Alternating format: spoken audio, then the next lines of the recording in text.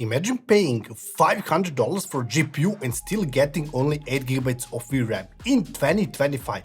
AMD just said enough. They dropped a 16GB GPU for $350 and it might change everything. This is the RX 9060 XT and here's why Nvidia should be scared.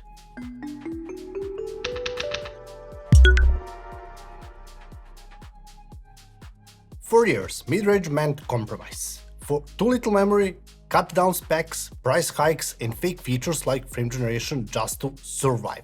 Most gamers are still stuck on RX 580, GTX 6060, or even RTX 2060. Why? Because nothing feels like a real upgrade or costs too much until now.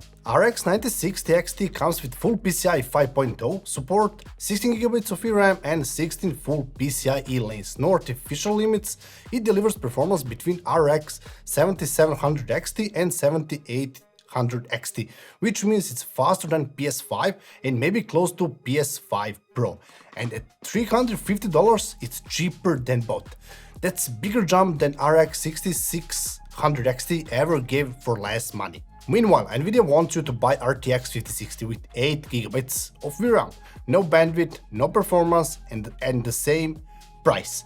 It's a joke. AMD just flipped the table. More memory, more lanes, more power, less marketing, more value. If you're gaming in 1080p or 4040p and you haven't upgraded in 5 years, this is your moment. It beats consoles, it runs modern games without crashing into memory walls, and according to leaks, it should actually be in stock at close to MSRP, unlike those paper launches we're all tired of. Oh yeah, and AMD isn't stopping there, they just confirmed Redstone, the next big upgrade to FSR 4.0. This isn't a brand new version, it's a serious enhancement of what's already out. Redstone brings better upscaling, improved ray reconstruction, and much cleaner temporal stability.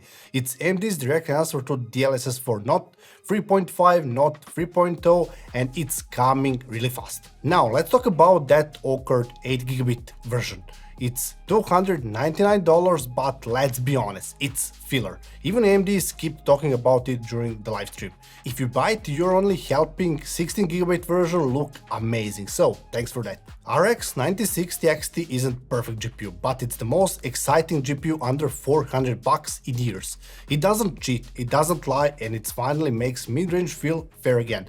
Like if you're done with 8GB cards, comment if you're upgrading or waiting for the next battle, and subscribe because next week we are testing this GPU in real games in our bench tests. It's going to get interesting.